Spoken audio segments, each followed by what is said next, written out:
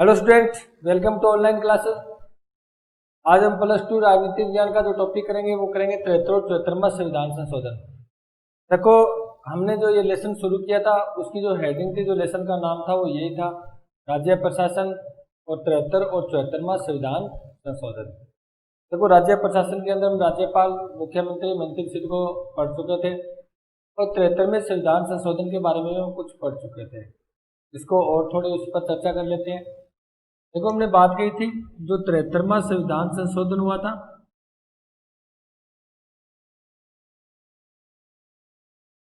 वो 1992 में हुआ था। कब हुआ था? 1992 के अंदर। और इसको जो लागू किया गया था वो किया गया था 24 अप्रैल 1993 को। और इसी आधार पर हमने बात की थी 24 अप्रैल को पंचायती राज दिवस भी मनाया जाता है, पंचायती राज दिवस। ठीक है, क्योंकि ये ग्रामीण स्वशासन से संबंधित था। ग्रामीण स्वशासन, ग्रामीण स्वशासन से संबंधित था। इसके बाद में हमने ये भी चर्चा की थी इसके अंदर जो ग्रामीण स्वशासन के अंदर जो त्रिस्तरीय जो खाका था या त्रिस्तरीय जो ढांचा था उसका सिफारिश करने वाला था बलवंत राय मेहता समिति। सिफारिश किसने की थी? बलवंत राय मेहता समिति ने। और बलवंत राय मेहता समिति का गठन कब हुआ था? 1957 में हुआ था। ठीक है, इन्होंने कहा था भी जो ये जो ग्रामीण जो स्वशासन होगा वो एक त्रिस्तरीय ढांचे के रूप में होगा। उसके अंदर 3 स्तर को बांट दिए गए थे। ग्राम स्तर पर हमने बात की थी ग्राम पंचायत की, खंड या जो ब्लॉक स्तर था उसके अंदर जो मध्यम का स्तर था उसके अंदर बात की थी हमने पंचायत समिति की, और उसके बाद जो आपका नेक्स्ट जिला स्तर था उसके ऊपर बात की थी हमने जिला परिषद की। उसके बाद हमने ये भी बात की थी कि ग्राम पंचायत का अध्यक्ष होता है सरपंच। पंचायत समिति की हमने बात की थी जो अध्यक्ष होता है वो कौन होता है? प्रधान। ठीक है, और जिला परिषद का होता है जिला प्रमुख। इन चीजों को हम पढ़ चुके हैं। ठीक है, उसके बाद ये आपको ये भी कहा गया था कि जो तुंगन समिति थी जो 1988 में बनाई गई थी, और एक जो सिंघवी समिति थी 1986 में, इन दोनों ने कहा था भी जो पंचायती राज है उसको संवैधानिक दर्जा प्रदान कर दो आप, यानी संविधान में संशोधन करो और संविधान में उसको दर्ज कर दो। तो जो सिंघवी समिति के सिफारिश के आधार पर जो 64वां संविधान संशोधन हुआ था वो पास नहीं हो पाया था। फिर तुंगन समिति 1988 उसने जो संवैधानिक दर्जे की बात की थी उसके आधार पर 73वां संविधान संशोधन हुआ था। ठीक है, और 73वां संविधान संशोधन करके इसको क्या कर दिया गया? संविधान में लिख दिया गया, यानी संविधान में दर्ज कर दिया गया। या आप ये कह सकते हो पंचायती राज को ग्रामीण जो स्वशासन है उसको संवैधानिक दर्जा प्रदान कर दिया गया। तो उसको संविधान में कहाँ लिखा गया था हम ये चर्चा कर चुके हैं। इसके लिए बनाई गई थी अनुसूची 11, और इनको कितने क्षेत्राधिकार दिए गए थे या कितना काम सौंपा गया था? जो ग्रामीण स्वशासन है, जो पंचायती राज है, ठीक है, उसको क्या क्या काम करना है। तो ध्यान रखना, अनुसूचित 11 में टोटल 29 विषय रखे गए हैं। 29 विषय, ये प्रश्न आते हैं अभी आप पढ़ोगे जो 73वां संविधान संशोधन उसमें 18 विषय है, इसमें 29 विषय है। ठीक है, यानी इसको 29 विषय दिए गए हैं जो 29 विषयों पर काम करेगी या उससे संबंधित कार्य करेगी। अब 29 विषय कौन से हैं? जैसे आपको मैं नॉर्मल से बता देता हूँ। पंचायत, आप देखते हो कि ग्राम पंचायत क्या काम करती है? वहाँ पर सड़कों की व्यवस्था करती है, गाँव के अंदर पेयजल की व्यवस्था करती है, जो बुनियादी शिक्षा है, प्रारंभिक शिक्षा है उसकी व्यवस्था करती है। ठीक है, उसके बाद शुद्ध जल की आगे बात, उसके बाद वहाँ की जो यानी वित्तीय व्यवस्था है उसको भी सुधारने का काम करती है ये। उसके बाद गाँव में और क्या काम करती है? अभी गाँव के अंदर जो कृषि से संबंधित सुधार की बात है वो भी इससे संबंधित मैटर आता है, यानी कृषि से संबंधित, और वहाँ पर पशुपालन से संबंधित। ठीक है, यानी ग्राम पंचायत वही काम करती है जो आप नॉर्मल जीवन में देखते हो। जो सरपंच होता है वो क्या काम करता है, वार्ड पंच होते हैं वो क्या काम करते हैं। ठीक है, उसके बाद मतदाता सूचियों के अंदर भी वो योगदान देते हैं। उसके बाद जो बैठक होती है उसके अंदर निर्णय लिए जाते हैं, शिक्षा से संबंधित, सड़कों से संबंधित, पशुपालन है, कृषि है। ठीक है, इनसे संबंधित जो निर्णय ले आते हैं, उनसे संबंधित जो काम करती है वो कौन करती है? ग्राम पंचायत करती है। अब आपको मैं इनको थोड़ा स्पीडली 29 कार्य बता देता हूँ जो आपके बुक्स के अंदर दिए गए हैं। बिल्कुल सेम सिंपल है, क्योंकि हम देखते हैं गाँव के अंदर जो ग्राम पंचायत है, सरपंच है, वो क्या क्या काम करते हैं हमें पता है, हम देखते हैं, लेकिन फिर भी हम इसको स्पीडली से एक बार कर लेते हैं। बुक से बता देता हूँ आपको मैं। देखो, एक तो कृषि से संबंधित काम करती है, यानी कृषि का विस्तार इसके अंदर सम्मिलित है। एक इसके अंदर भूमि विकास की बात होती है, यानी भूमि का सुधार करना, उसका प्रबंध करना, नदियों की व्यवस्था करना, ठीक है, नदियों के मध्य जो भूमि विकास है वो करना, पशुधन दूध का विकास करना, उसके बाद मछली उद्योग है, वन्य जीव वनों में कृषि है, उसके बाद लघु उद्योग है। लघु उद्योग जानते ना कौन से होते हैं? हथकरघा उद्योग होते हैं, जिसके अंदर मशीनों की कम आवश्यकता पड़ती है, श्रमिकों की ज्यादा आवश्यकता होती है। उसके बाद खाद्य ग्राम कुटीर उद्योग है, ग्रामीण विकास है, पेयजल है, ईंधन व चारा है, सड़क है, ठीक है, पुल नदी तट बनाना, ग्रामीण विद्युत है, विद्युत विभाजन करना, विद्युत से संबंधित होता है वो इसमें होता है। गैर परंपरागत ऊर्जा स्रोत, देखो एक तो परंपरागत ऊर्जा स्रोत होते हैं, गैर परंपरागत ऊर्जा स्रोत होते हैं। गैर परंपरागत ऊर्जा स्रोत वो होते हैं जैसे सूर्य के द्वारा, ठीक है। और उसके बाद जो तापीय जो भूमि से संबंधित होता है, जो ये बायोगैस होता है, ठीक है, इसके द्वारा जो ऊर्जा बनाई जाती है, ये भी ग्रामीण क्षेत्र के अधीन है, पंचायती राज के अधीन है। उसके बाद गरीबी उन्मूलन कार्यक्रम है, शिक्षा है, ठीक है, तकनीकी प्रशिक्षण है, पुस्तकालय है, सांस्कृतिक गतिविधियां हैं, मेले बाजार हैं, स्वास्थ्य इससे संबंधित सेवाएं हैं, संस्थाएं हैं, परिवार कल्याण, महिलाएं बाल विकास, समाज कल्याण, और समाज के जो कमजोर वर्ग होते हैं, विशेषकर एससी और एसटी से संबंधित उनके विकास की कार्य करता है। उसके ऊपर सार्वजनिक वित्त मंत्रालय और सार्वजनिक संपत्तियों की देखरेख है। सार्वजनिक संपत्ति होती है जो सभी की होती है, सरकारी होती है, उसकी देखरेख भी कौन करती है? पंचायत, जो ग्राम पंचायत होते हैं वही करते हैं। यानी ये कार्य बिल्कुल सिंपल से समझिए, जो हमारे गांव से संबंधित होते हैं, ठीक है, वो कार्य कौन करती है? ये टोटल 29 विषय है जो अनुसूचित 11 में रखे गए हैं, और ये जो 29 विषय है उन पर काम करेगी वो ग्राम पंचायत करेगी। यानी जो गठन किया गया ग्राम पंचायत का, उनके जो सदस्य हैं, सरपंच है, उप सरपंच है, वार्ड पंच है, उसके बाद उनके जो जितने भी मेंबर हैं वो मिलकर क्या करेंगे? इस पर काम करेंगे। और एक आपको बता देता हूँ, हमारे यहाँ पर जो डायरेक्ट डेमोक्रेसी है वो यही पाई जाती है। डायरेक्ट जानते हो? प्रत्यक्ष लोकतंत्र। वैसे तो इंडिया में अप्रत्यक्ष लोकतंत्र है, इनडायरेक्ट डेमोक्रेसी है, यानी हम खुद का जनता काम नहीं करती, बल्कि जनता के प्रतिनिधि काम करते हैं। जैसे भारत के अंदर हम खुद कानून थोड़ी बनाते हैं, हमारे जो प्रतिनिधि हैं, एमएलए हैं, एमपी है, वो हमारे लिए काम करते हैं, वो हमारे लिए कानून बनाते हैं। लेकिन ग्राम पंचायत है वो एक प्रत्यक्ष लोकतंत्र है, क्योंकि यहाँ पर जो निर्णय लिया जाता है वो जनता खुद लेती है। आपने सब देखा होगा, ग्राम सभा की बैठक होती है नहीं होती? बस ग्राम सभा की बैठक में सभी ग्रामवासी होते हैं, वो भाग लेते हैं और निर्णय लेते हैं। इसका मतलब जनता खुद निर्णय ले रही है। और जहां पर जनता खुद निर्णय ले वो होता है प्रत्यक्ष लोकतंत्र। जहां पर जनता निर्णय न ले बल्कि जनता के प्रतिनिधि ले, उसे कहते हैं अप्रत्यक्ष लोकतंत्र। तो भारत में अप्रत्यक्ष लोकतंत्र अपनाया गया, लेकिन ग्राम पंचायत के अंदर, पंचायती राज के अंदर प्रत्यक्ष लोकतंत्र को अपनाया गया है, ठीक है। ग्राम सभा का गठन होता है, वार्ड सभा का गठन होता है, और वो वहां के वार्ड के और ग्राम के सदस्य मिलकर क्या करते हैं? निर्णय लेते हैं, किसी कार्य पर काम करते हैं। इसी कारण इसको हम बोलते हैं कि प्रत्यक्ष लोकतंत्र को जो हमारे भारत में अपनाया गया है वो ग्रामीण स्तर पर, नीचे के स्तर पर अपनाया गया है, ठीक है। ये चीज हम पढ़ चुके हैं। उसके बाद नेक्स्ट जो हमारा आता है देखो, हमने एक नीति निर्देशक तत्व पढ़े थे। कौन से पढ़े थे? नीति निर्देशक तत्व। उसके अंदर आपको याद हो तो हमने एक आर्टिकल 40 पढ़ा था, आर्टिकल 40। उसके अंदर मैंने आपको क्या बताया था? मैंने कहा था ग्राम चालीसा, इसको याद करने का तरीका। इसका मतलब जो गांव में है ग्राम पंचायत का गठन है, इसके तहत क्या हो जाएगा? ग्राम पंचायत का गठन करेगी राज्य, ठीक है। ये राज्य प्रशासन का कर्तव्य होता है, राज्य प्रशासन का उत्तरदायित्व होता है। बहुत सारा गाँव में समय पर चुनाव करवाएगी, ठीक है। उसके लिए राज्य निर्वाचन आयोग है, राज्य वित्त आयोग है, उनकी टोटल आरक्षण की उनकी व्यवस्था करेगी। तो ग्राम पंचायत का गठन करेगी सरकार, ये है आर्टिकल 40 के अंदर। ये हमारे नीति निर्देशक तत्वों में हम पढ़ चुके हैं, भाग 4 में पढ़ चुके हैं हम, जो 36 से लेकर 51 तक आर्टिकल थे। ये हमारा लेसन था, एक मौलिक अधिकार, नीति निर्देशक तत्व और मूल कर्तव्य, ठीक है। उसके अंदर हमने आर्टिकल 40 पढ़ा था। उसके बाद तो नेक्स्ट आपका आता है शहरी स्वशासन से संबंधित, वो है आपका 74वां संविधान संशोधन। 73वां संविधान संशोधन ये हुआ था 1992 के अंदर। देखो बिल्कुल सिंपल है, आपको साथ में बता देता हूँ।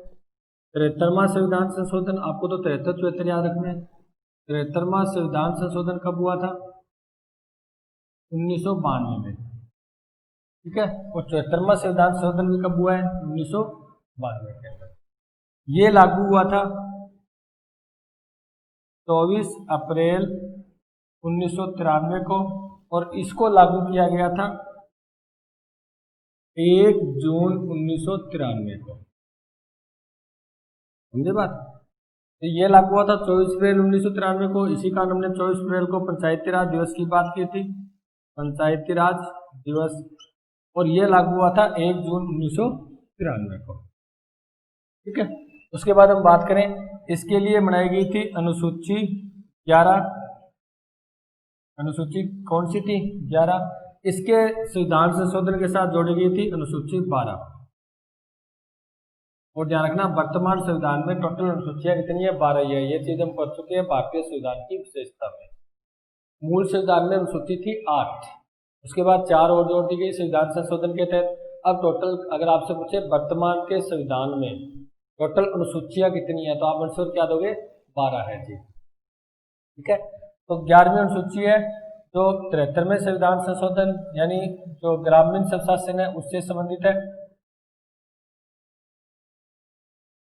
उसके बाद 12वीं अनुसूची है, ये जोड़ी गई थी 74वें संविधान संशोधन के तहत, यानी ये शहरी स्वशासन से संबंधित है, शहरी स्वशासन, ठीक है। अगर मैं बात करूं विषय की, 11वीं अनुसूची में टोटल विषय रखे गए थे वो 29 रखे गए थे, अभी चर्चा करके आए हैं। और 12वीं अनुसूची में जो विषय रखे गए थे वो टोटल 18 रखे गए थे। इसका मतलब ग्रामीण स्वशासन जो पंचायती राज है वो क्या काम करेगा? 29 विषयों पर काम करेगा। और जो शहरी स्वशासन है वो कितने विषयों पर काम करेगा? 18 विषयों पर काम करेगा। यानी 18 कार्य उनको क्षेत्राधिकार क्षेत्र दिए गए जिसके ऊपर उसको क्या करना है? काम करना है। कौन से? वो हम पढ़ते हैं आगे। एक बार तो वैसे टेबल से इसको याद करें ताकि याद करने में आसानी रहे। देखो ये ग्रामीण स्वशासन था, ये भी त्रिस्तरीय था। और ध्यान रखना शहरी स्वशासन 74वें संविधान संशोधन के तहत इसको भी त्रिस्तरीय बनाया गया है, यानी इसके भी 3 स्तर रखे गए हैं, इसके भी 3 स्तर रखे गए हैं। इसके 3 स्तर कौन से थे? हमने बात की थी ग्राम पंचायत, पंचायत समिति और जिला परिषद, बात की थी ना, ठीक है। इसी प्रकार इसके भी क्या होंगे? 3 स्तर होंगे, नगर पालिका,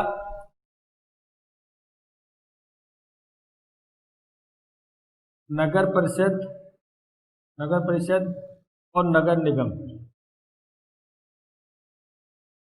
देखो अगर आप इससे सिस्टम से अगर याद करते हो, इसको ऐसे टेबल बनाकर याद करते हो तो मेरे हिसाब से पक्का याद है। वैसे अगर आप जैसे मान लो पहले से याद करते हैं तो कई बार भूल जाते हैं। इस प्रकार एक टेबल बनाओ आप अलग तरीके से, ताकि दोनों में तुलना भी बनी रहे, यानी दोनों की तुलना कर सकते हो आप, और साथ में दोनों आपके बढ़िया तरीके से याद भी रह सकते हैं, ठीक है।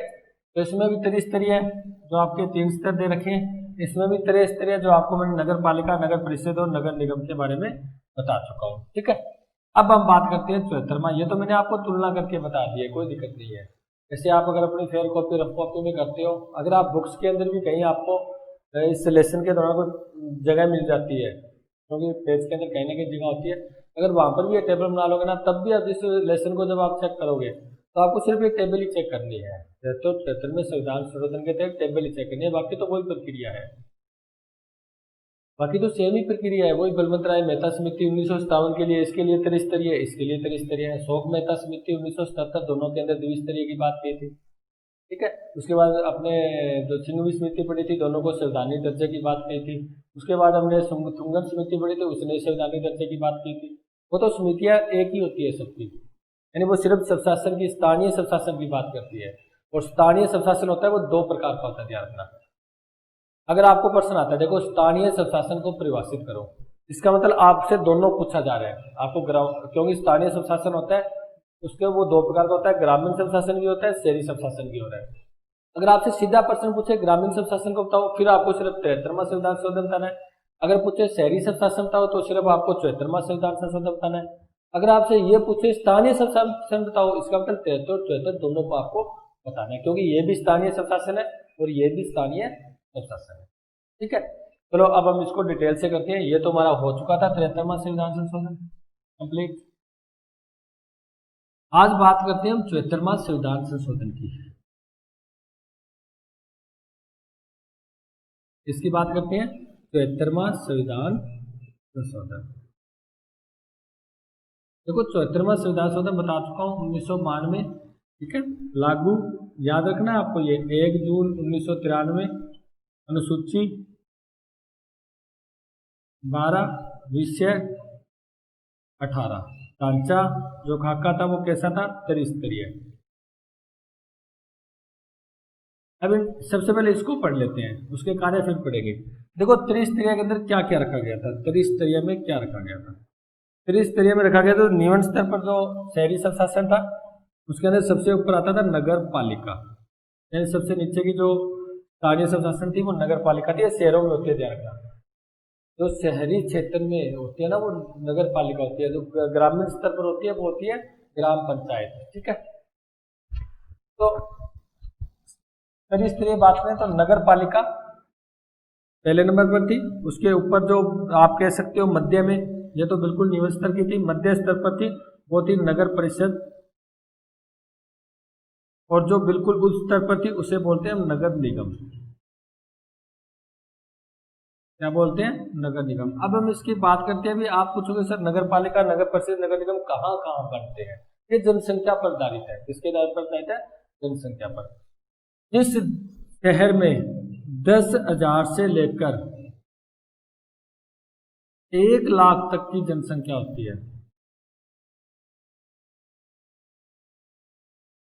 वहां पर कौन सी प्रणाली होती है, नगर पालिका होती है। वहां पर कौन सा स्तर होता है, नगर पालिका बनाई जाती है। तो जिस शहर के अंदर 10,000 से लेकर 1 लाख तक, यानी ये ध्यान रखना आपको आंकड़ा, 10,000 से लेकर 1 लाख के मध्य जनसंख्या पाई जाती है। जैसे 10,000 के बाद कितनी हो सकती है, 11, 12, 10, 20, 30, 40, 50, 60, यानी 1 लाख तक जनसंख्या जिसमें पाई जाती है, जिस क्षेत्र में पाई जाती है, उसको नगर पालिका का दर्जा दिया जाता है। इसका दिया जाता है नगर पालिका का, ठीक है। उसके बाद नेक्स्ट बात करते हैं, नगर परिषद की बात करें तो ये 1 लाख, जिस के अंदर क्षेत्र में 1 लाख से 3 लाख तक जो जनसंख्या पाई जाती है, 1 लाख से 3 लाख तक जनसंख्या जिस क्षेत्र में, जिस शहर में पाई जाती है, वहां पर क्या बनाया जाता है, नगर परिषद की उपाधि दी जाती है। यानी 10,000 से 1 लाख नगर पालिका, 1 लाख से 3 लाख, यानी 1 लाख के बाद कितनी हो सकती है, 1.5 लाख, 2 लाख, 2.5 लाख, कितनी, यानी 3 लाख तक जिस क्षेत्र में जनसंख्या विद्यमान होती है, जनसंख्या पाई जाती है, उस क्षेत्र को किसकी मतलब कौन सा स्तर पाया जाता है, उसमें नगर परिषद का क्षेत्र पाया जाता है, यानी नगर परिषद बनाई जाती है उसको। अगर हम बात करें नगर निगम की, जिस क्षेत्र में, जिस शहर में 3 लाख से अधिक जनसंख्या पाई जाती है, अब 3 लाख से अधिक कितनी भी हो सकती है, इसके अंदर आगे कोई सिर्फ न्यूनतम है, अधिकतम नहीं है। यहाँ पर तो न्यूनतम भी है, अधिकतम भी है। 10,000 न्यूनतम, अधिकतम 1 लाख तक। नगर पालिका 1 लाख न्यूनतम, 3 लाख अधिकतम, यानी 3 लाख तक नगर परिषद। और 3 लाख से 3 लाख हो या 3 लाख से अधिक, अब कितना भी हो सकता है, 4, 5, 6, 7, 8, 9, 10, समय को लेना नहीं है। तो 3 लाख से जो अधिक होते हैं वहां पर क्या पाया जाता है, नगर निगम पाया जाता है। वर्तमान में राजस्थान में 7 नगर निगम है। आप 7 संभाग पढ़ते हो, वो सातों के सातों नगर निगम ही है, ठीक है। कोटा संभाग, जोधपुर, जयपुर, अजमेर, भरतपुर, ये जितने भी आप संभाग पढ़ते हो उनको वही नगर निगम है, क्योंकि उनमें जो जनसंख्या पाई जाती है वो 3 लाख से अधिक पाई जाती है। कितनी पाई जाती है, कितनी भी हो सकती है, 3 लाख से अधिक है। 3 और 3 लाख से जहाँ पर अधिक जनसंख्या होगी वहां पर नगर निगम का गठन किया जाएगा। तो तीनों स्तर समझ गए आप। नगर पालिका में 10,000 से 1 लाख, नगर परिषद में 1 लाख से 3 लाख, और नगर निगम में 3 लाख से अधिक। अब इनके अध्यक्ष की बात कर लेते हैं। अभी इसके अंदर अध्यक्ष होता है, जैसे हमने पढ़ा था ग्राम पंचायत में सरपंच, प्रधान, और जो हमने जिला प्रमुख पढ़ा था, इसके अंदर अध्यक्ष कौन कौन होता है, इसके बारे में हम चर्चा करते हैं। देखो नगर पालिका का जो अध्यक्ष होता है, नगर पालिका का जो अध्यक्ष होता है वो कौन होता है, जिसको प्रमुख होता है जो, उसे बोलते हैं चेयरमैन। ये बातें आपको याद रखनी है, इसलिए आपको मैं एक सिस्टम से बता रहा हूँ आपको। ये बातें आपको जो ग्रामीण स्वशासन पढ़ा था उसमें भी आपको याद रखना है, और शहरी स्वशासन में भी आपको ये बातें याद रखनी है। अध्यक्ष आपको पता होना चाहिए, ठीक है। नगर पालिका का जो अध्यक्ष होता है, प्रमुख होता है, वो कौन होता है? चेयरमैन होता है। और नगर परिषद का जो प्रमुख होता है उसे या तो अध्यक्ष कहते हैं या सभापति भी कहते हैं, अध्यक्ष और सभापति।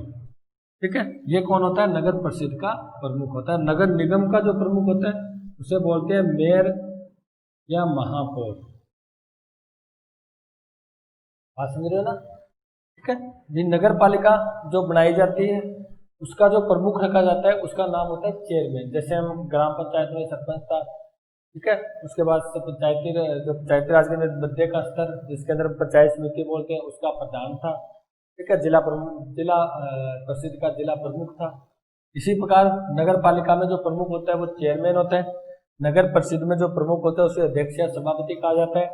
और जो नगर निगम में होता है उसको मेयर या महापौर कहा जाता है। ये बातें आपको याद रखनी है कि उनका स्तर कौन कौन से हैं, उसके अध्यक्ष को क्या कहा जाता है, कहाँ पर नगर पालिका बनाई जाती है, कहाँ पर नगर परिषद बनाई जाती है और कहाँ पर नगर निगम का गठन किया जाता है, वो जनसंख्या के आधार पर। ये मैटर जब जनसंख्या के आधार पर है तो जैसे जैसे देखो ये जो होते हैं ना, पहले अपने जो नगर निगम थे राजस्थान में वो 5 ही थे, फिर बीकानेर और भरतपुर को और बना दिया गया, टोटल 7 हो गए। तो जनसंख्या तो परिवर्तन होती है क्योंकि ये जनसंख्या पर इसका मतलब जैसे जैसे जनसंख्या परिवर्तन होती है वैसे वैसे ये भी परिवर्तन होते जाते हैं, वैसे वैसे ये भी परिवर्तन होते जाते हैं क्योंकि जनसंख्या बढ़ती है। अब कोई क्षेत्र है इसमें 3 लाख से मान लो कम है जनसंख्या, और आगे जैसे नई जनगणना हुई थी 10 साल के बाद, अब 2021 में होगी, मान लेते हैं उसकी जनसंख्या 3 लाख से ज़्यादा निकल जाती है, तो फिर वो नगर परिषद से कहाँ जाएगा? नगर निगम में आ जाएगा। यानी जैसे जैसे जनसंख्या पर है तो जनसंख्या परिवर्तन होगी तो हमारे जो स्तर है वो भी परिवर्तन होते जाते हैं। यानी कोई नगर परिषद है उसको नगर निगम बना दिया जाता है, जो नगर पालिका उसको नगर परिषद बना दिया जाता है। ठीक है, ये तो हो गए हमारे 3 स्तर और इसके बारे में आपको बता चुका हूँ। अब हम बात करते हैं आगे भी जो 73वें संविधान संशोधन के थे, जो 12वीं अनुसूची थे उसमें कितने विषय रखे गए थे? टोटल विषय 18 रखे गए थे। विषय कितने रखे गए थे? 18। सीधे प्रश्न पूछे जाते हैं एग्जाम में, ध्यान रखना। 11वीं अनुसूची में कितने विषय हैं, 12वीं अनुसूची में कितने विषय हैं। और आपके लिए सबसे ज्यादा फायदेमंद तब होगा जब आप +2 करके कोई कंपटीशन का एग्जाम दोगे, कोई भी किसी प्रकार का BSTC का दे लिया और भी बहुत से कंपटीशन के एग्जाम चलते हैं, तो उसके अंदर ये प्रश्न होते हैं बिल्कुल सीधे स्टिक पूछे जाते हैं। 73वां संविधान संशोधन किससे संबंधित है? आप कहोगे ग्रामीण संशासन से संबंधित है। 73वां आप कहोगे शहरी संशासन से संबंधित है। 73वें के द्वारा अनुसूची 11 है, विषय 29 है। 73वें के द्वारा अनुसूची 12 है, विषय 18 है। बाकी तो वो भी स्तरीय है, ये भी स्तरीय है। ठीक है, नगर पालिका कहाँ बनाई जाती है? जहाँ पर 10,000 से 1 लाख तक की जनसंख्या हो। नगर परिषद कहाँ बनाई जाती है? जहाँ 1 लाख से 3 लाख की जनसंख्या हो। नगर निगम कहाँ बनाया जाता है? जहाँ पर 3 लाख और उससे ज्यादा जनसंख्या हो। नगर पालिका का अध्यक्ष होता है उसे क्या बोलते हैं? चेयरमैन बोलते हैं। नगर परिषद का जो अध्यक्ष होता है उसको क्या बोलते हैं? प्रमुख होता है उसको अध्यक्ष या सभापति बोलते हैं। और नगर निगम का होता है उसे मेयर या महापौर बोलते हैं। ठीक है, कुछ बातें जो आपको बढ़िया तरीके से अपने व्यवहार के अंदर याद करनी है। अब आता है विषय 18। इसका मतलब शहरी संशासन क्या क्या काम करती है? वो टोटल 18 विषयों पर काम करती है, यानी 18 क्षेत्र उनको सौंपे गए जहाँ पर जो नगर निगम है, नगर परिषद है, नगर पालिका है, उसको काम करना है। और सिंपल सी बात, आप देखते होंगे शहरों के जो लाइट की व्यवस्था करना, लाइट जब होती है ना, सड़कों की व्यवस्था करना, शहरों में सफाई की व्यवस्था करना, ठीक है, शहरों में शिक्षा की व्यवस्था करना, पेयजल की व्यवस्था करना, पीने के स्वच्छ पानी की व्यवस्था करना, ठीक है, जो पेड़ पौधे हैं उनकी वनों की उनकी व्यवस्था करना जो शहरी क्षेत्र में आते हैं, स्कूल की व्यवस्था करना, वहाँ के जो चिकित्सक जो वहाँ पर से जो चिकित्सक जो सुविधा है उसकी व्यवस्था करना, ये करते हैं नगर पालिका वाले। मेरे बाद देखता हूँ सफाई करते रहते हैं, ये उन्हीं का अधिकार होता है, उनको पूरी सफाई की व्यवस्था करनी है। ठीक है, नालियों की सफाई करनी है, सड़कों की सफाई करनी है, नई सड़कें बनानी है, ठीक है, पूरे शहर में लाइट की व्यवस्था करनी है। ये सारा काम कौन से विषय ये आते हैं? ये सारे शहरी संशासन के आते हैं, जो टोटल 18 विषय हैं।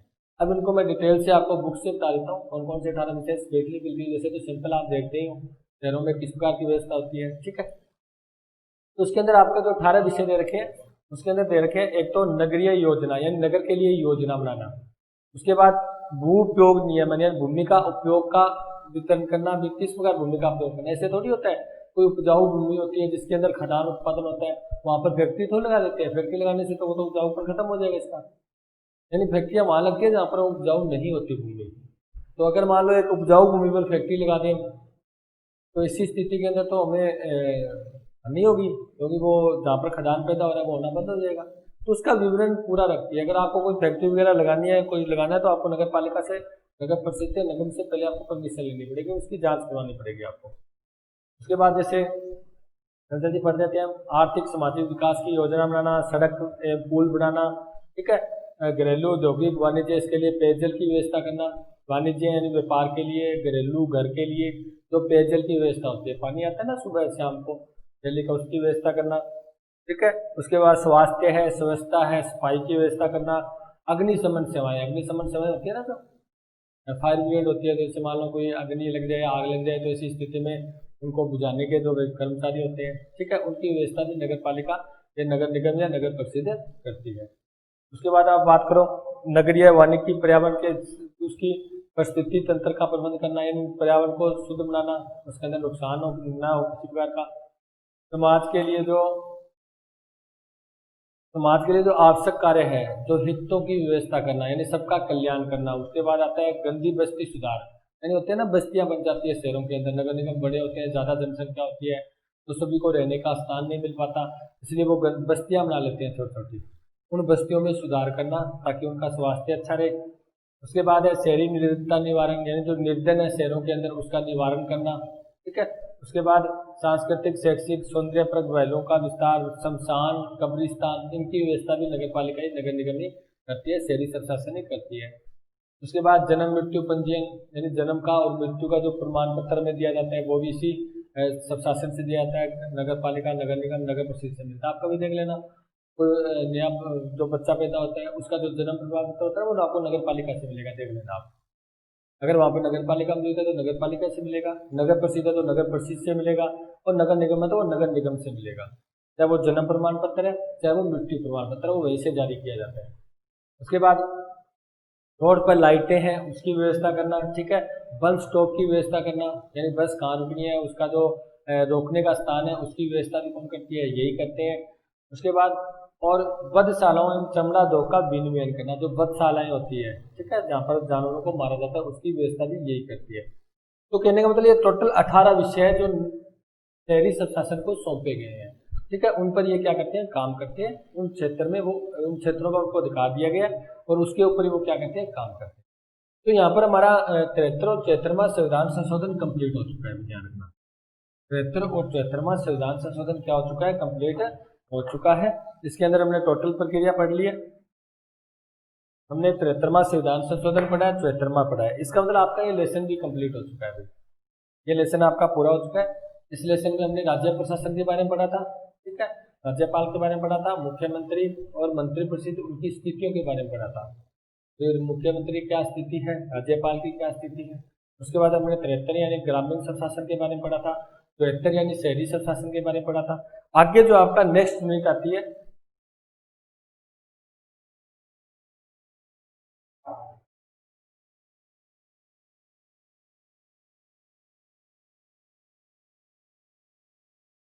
आगे बात करते हैं हम अध्याय 8 की। वैसे तो आगे तो थर्ड यूनिट है आपकी, उसके अंदर अध्याय लेसन 1 नहीं होगा, लेकिन हम रेगुलर ही चलते हैं, हम एक नहीं लिखेंगे यहाँ पर, क्योंकि 8 ही लिखेंगे, क्योंकि रेगुलर चल रहे हैं हम, ये जो क्रम है यही रखेंगे हम, ठीक है। इसके अंदर आप सबसे पहले यूनिट का नाम लिख देता हूँ यहाँ पर मैं, ठीक है। इसके अंदर यूनिट का नाम है भारतीय लोकतंत्र के समक्ष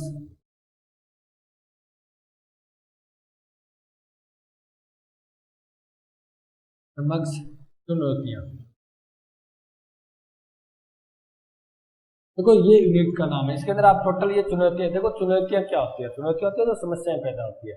तो भारत में लोकतंत्र है, समस्या उसके सामने कौन कौन सी चुनौतियां हैं, ये तो आप वैसे तो सिंपल सी बात है, आप देखते ही हो, आप सब भारतीय हो, भारत में रहते हो, इसका मतलब भारत चुनौतियां समस्या, भारत की समस्या का तो पता है ना आपको। देखो धर्म के आधार पर दंगे होते हैं, जाति के आधार पर लोग लड़ते हैं, भाषा के आधार पर लोग लड़ते हैं, क्षेत्र के आधार पर लोग लड़ते हैं, आतंकवाद है वो भी एक समस्या है, ठीक है। राजनीतिक अस्थिरता है, बार बार चुनाव होते हैं, सरकार होती है वो सिर्फ राजनीति के लिए काम करती है, लोगों का कल्याण नहीं होता, लोगों को रोजगार नहीं मिलता, गरीबी दूर नहीं होती, यानी ये सारी क्या है, भ्रष्टाचार है, करप्शन है, वो भी एक समस्या ही है। इसका मतलब इसके अंदर आप सिर्फ ये चुनौतियों यानी समस्याओं के बारे में पढ़ने वाले हो, समस्याओं के बारे में।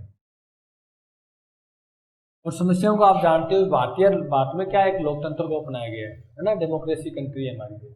अब लोकतंत्र को, डेमोक्रेसी को अपनाया गया है, इसके अंदर बात होती है जनता के कल्याण की, जनता के विकास की, ठीक है।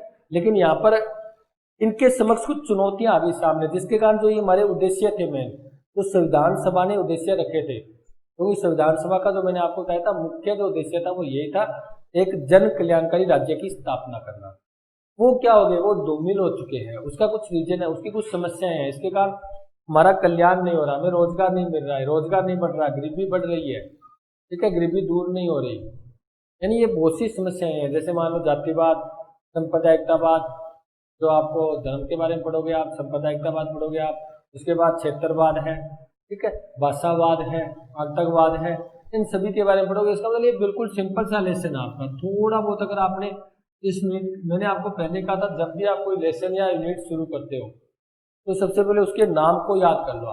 आपने याद किया भी भारतीय लोकतंत्र के समक्ष चुनौतियां, इसका मतलब आप उसके अंदर टोटल चुनौती पढ़ने वाले हो, टोटल समस्याएं पढ़ने वाले हो, और समस्याओं के बारे में आप जागरूक हो। आप जब भी बाहर जाते हो, जब 10 आदमी कोई बैठे होते हैं तो आप बात करते हो ना, सरकार ने ये किया, सरकार ने रोजगार नहीं निकाला, वैकेंसी नहीं निकाली, यहाँ पर तो करप्शन हो रहा है, यहाँ पर तो नेता बिके हुए हैं, यहाँ पर तो कर्मचारी बिके हुए हैं, यहाँ पर पैसे देने बिना काम नहीं होता, जाति के आधार पर कम काम करते हैं। जैसे मान लेते हैं कोई चुनाव चल रहे हैं, तो आपके पास अपने परिवार के, आपके जाति के लोग आते हैं, अपने जाति को वोट देना जी, किसी और को मत देना जी, ये जातिवादी तो है।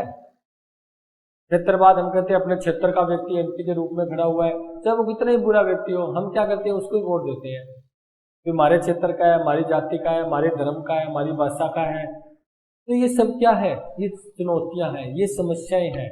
इससे एक ऐसा व्यक्ति चुन लिया जाता है जो व्यक्ति हमारे लिए फायदेमंद होता ही नहीं है। हम अपने जाति वाले व्यक्ति को वोट देंगे, चाहे वो बुरा ही क्यों ना हो, दूसरी जाति का अच्छा व्यक्ति हो, लेकिन हम वहां पर जातिवाद कर रहे हैं, हम अपने व्यक्ति को ही वोट दे रहे हैं, चाहे वो कितना ही बुरा हो। क्या वो जीतने के बाद हमारे लिए काम कर लेगा अच्छा? जब वो खुद ही बुराई है उसके अंदर, तो वो कहाँ अच्छाई करेगा? तो इससे क्या होती है, हमारे लोकतंत्र को नुकसान होता है। ये हमारे लोकतंत्र के समक्ष चुनौतियों की बात होती है, ठीक है। तो हम 8वां जो आपका अध्याय है समक्ष चुनौतियां, उसके अंदर पहला अध्याय का नाम आपका पढ़ोगे जातिवाद एवं सांप्रदायिकतावाद। यहां से शुरू करोगे आप, जातिवाद एवं सांप्रदायिकतावाद, ये आपका पहला अध्याय है इस यूनिट का, यानी समक्ष चुनौतियों के अंदर पहली चुनौती आप पढ़ोगे जातिवाद और सांप्रदायिकतावाद। उसी के अंदर बात करते हैं हम जातिवाद की।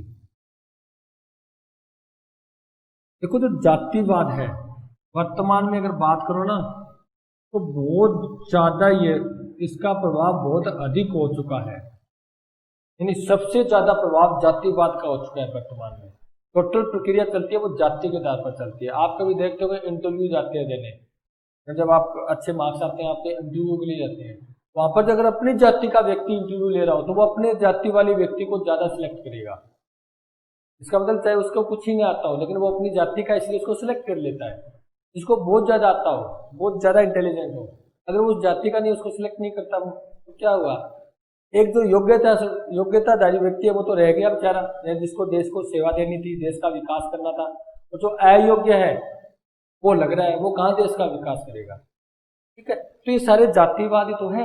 आज वर्तमान में जो राजनीतिक दल टिकट देते हैं, MP MLA किसी भी टिकट देते हैं, वो टिकट जाति को देख कर देते हैं, कौन सी जाति की संख्या अधिक है, तो उसका मेन कारण होता है सिर्फ उनको जीतना है।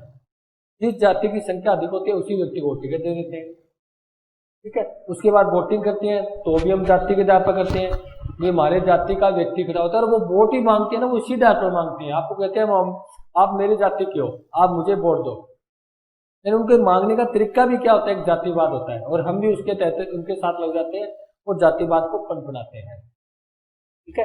तो जातिवाद वर्तमान में एक बहुत अधिक जटिल प्रक्रिया हो चुकी है। इसका मतलब प्रत्येक स्थान पर इसका प्रयोग होने लगा है, प्रत्येक जगह पर, प्रत्येक क्षेत्र में इसका प्रयोग होता है, ठीक है।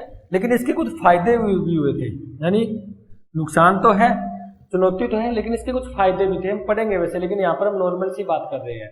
फायदे क्या हुए थे? भी जो निम्न जाति थी, या आप कह सकते हो जो बिखरी हुई जाति थी,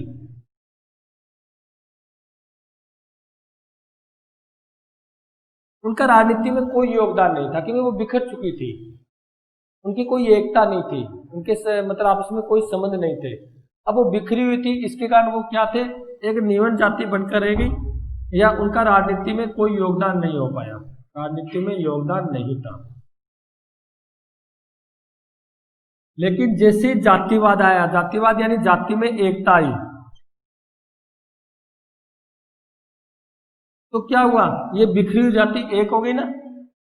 देखो पहले तो वो बिखरी हुई जाति थी, बिखरी होने के कारण उनका राजनीति में कोई योगदान नहीं था, ठीक है, किसी प्रकार उनको कोई पूछता ही नहीं था, उनका विकास नहीं हो पा रहा था, वो निवन जाति बन के रह गई थी।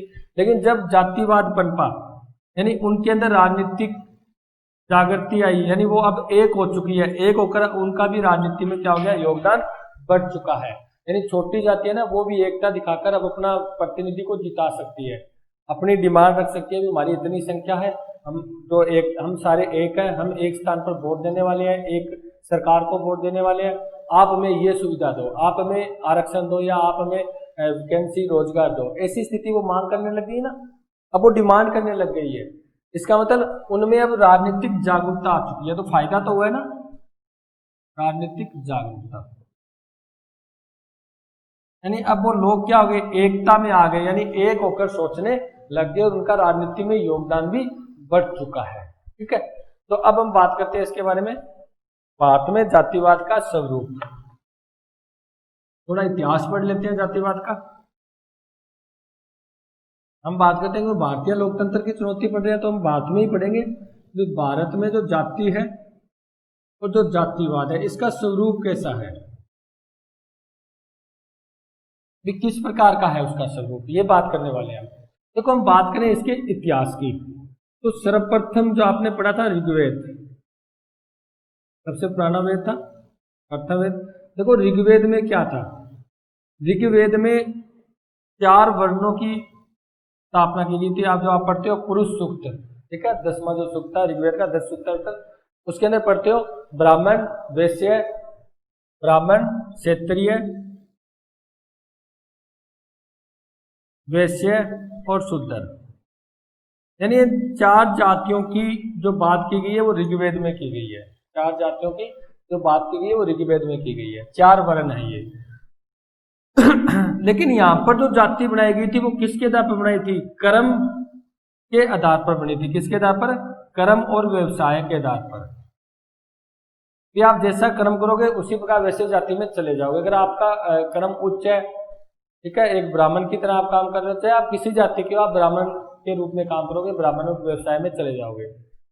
क्षेत्रीय के लिए ऐसा नहीं भी आपको सिर्फ फिक्स जाति थी, सिर्फ वो एक क्षेत्रीय होंगे, यानी कोई भी क्षेत्रीय के रूप में अपना बल दिखाकर, क्योंकि क्षेत्रीय वो होते हैं जो देश की सुरक्षा करते हैं, सीमा की सुरक्षा करते हैं, वो उस जाति में जा सकता था। वैसे व्यापार से संबंधित था, ठीक है, वार्ता से संबंधित था, तो वो भी कोई भी व्यक्ति उसमें जा सकता है। शुद्ध था, जो निवन जाति का जाति नहीं थी, जो निवन काम करेगा वो शूद्र बनेगा बस। इसका मतलब उसके कर्म और व्यवसाय पर आधारित था।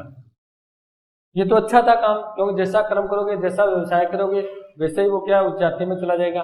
लेकिन ये आगे उत्तर वैदिक काल था, ये तो ऋग्वैदिक काल था, उसके बाद उत्तर वैदिक काल जो अन्य वेद लिखे गए थे, और जो वर्तमान की बात करें, ये जो वर्ण थे ये किस में आ गए, ये जाति के आधार पर आ गए, जन्म के आधार पर आ गए। समस्या यहां पैदा हो गई, ठीक है। पहले तो क्या था, अस्थायी था, क्या था, अस्थायी। अगर कोई व्यक्ति ब्राह्मण की तरह काम कर रहा है उसको ब्राह्मण में डाल देते थे, अगर वो फिर निवन जाति अच्छा काम नहीं करेगा तो उसको शूद्र में डाल देते थे। लेकिन अब जैसे जन्म के आधार पर हुई, अब वो क्या होगी, स्थायी हो गई। आप जिस जाति में जन्म लेते हो आपका वो एक स्थायी है, इसी कारण इसको हम बोलते हैं बंध वर्ग। ध्यान रखना, क्या बोलते हैं, बंध वर्ग, यानी आप उसमें बंध जाते हो, उसके अंदर कोई चेंज की गुंजाइश नहीं है। अगर कोई ब्राह्मण के जन्म लेता है ब्राह्मण जाति में, ठीक है, तो ब्राह्मण ही रहेगा, चाहे वो कितना ही नीच काम करे। एक शूद्र होता है, वो अगर उसमें जन्म लेता है, चाहे वो कितना ही अच्छा काम करे, वो शूद्र ही रहेगा। इसका मतलब जन्म के आधार पर है। और जब ये जन्म के आधार पर हुई तभी जाके ये क्या हुई, चुनौतियां बनी हमारे सामने, समस्या पैदा हो गई।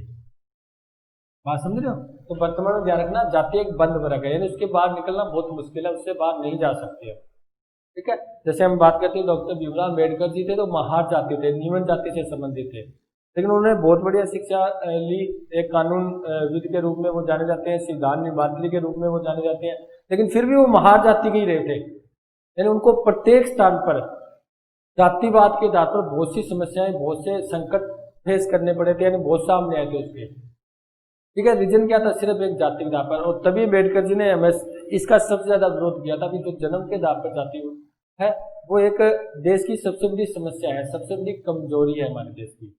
ठीक है, तो वर्तमान में जो आपका जाति है वो किसके आधार पर है? जन्म के आधार पर है। जन्म के आधार पर होने के कारण ये क्या है? एक वर्ण वर्ग के रूप में काम करता है। ठीक है, जो हम समस्याएं पढ़ेंगे, जो चुनौती पढ़ेंगे, वो इसी के आधार पर पढ़ेंगे, जन्म के आधार पर क्या क्या हो रहा है, जाति पनप रही है, जातिवाद हो रहा है, उससे हमारे देश को नुकसान क्या हो रहा है, इसके बारे में पढ़ेंगे। नुकसान होगा तभी तो ये चुनौती है ना, ये समस्या। अगर नुकसान ही ना हो तो फिर क्या समस्या है, क्या चुनौती है? तो ये हम पढ़ेंगे जो next class, next video, next जो चैप्टर होगा, जो हमारा क्लास होगी, लेक्चर होगा, उसी के अंदर करेंगे। यहाँ तक इतना ही। Thank you.